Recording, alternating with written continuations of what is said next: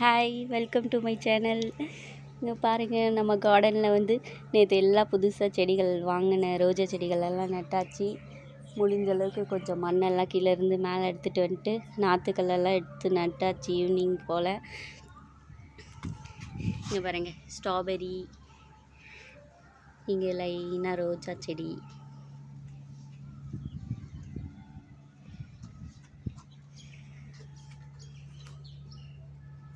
தூக்கிட்டு வர்றது தான் கஷ்டம் கீழே இருந்து. அதுக்கப்புறம் ஈஸியாக இருக்குது மற்ற வேலையெல்லாம். இந்த பக்கம் பாருங்கள், கத்திரி நாற்றெல்லாம் எடுத்து நட்டாச்சு.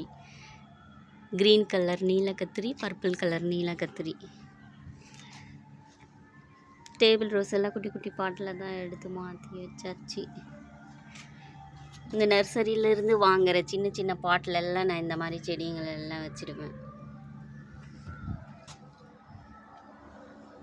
பாருங்க, நம்ம கார்டனே நிறைஞ்சி போச்சு. அப்புறம் பாருங்க, கம்போஸ்ட் ரெடி பண்ணுறதுக்காக கிச்சன் வேஸ்டெல்லாம் 2 வாரமாக அப்படியே நிழலில் காய வச்சுருக்கேன். அப்படியே வச்சு சேர்த்து வச்சோம்னா புழுக்கள் வந்துடுது. இங்கே பாருங்கள், நான் ரொம்ப எதிர்பார்த்துட்டு இருந்த பூ பூத்தாச்சு. சூப்பராக பூத்துருக்கு. இதுவும் பூத்துரும் நாளைக்கு. இன்றைக்கி வந்து 2 பூ பூத்துருக்கு. இது பாருங்க, சூப்பராக. இப்படியே மொட்டாக இருக்கும்போது பறித்து வச்சு அதான் நல்லாயிருக்கு. இல்லாட்டி ஃபுல்லாக விரிஞ்சிடுது. இனிமேல் எனக்கு டெய்லி இந்த பூ பூக்க போகுது. இது பாருங்க, இதெல்லாம் 2 நாளில் மலர்ந்து போயிடும். பார்த்தீங்களா, சூப்பராக இருக்குது.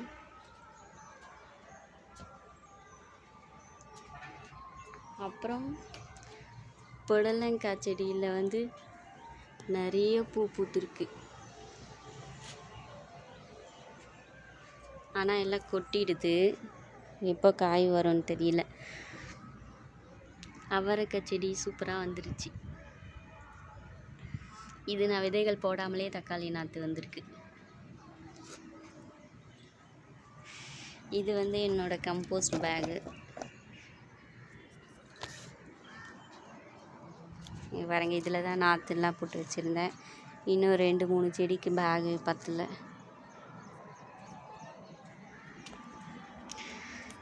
தக்காளி செடி பாருங்க, தக்காளி பெருசாக இருக்குது. இன்னும் இந்த மனோரஞ்சிதம் செடியில் தான் பூ வரல. வாங்கி வச்சு இன்னும் வரல.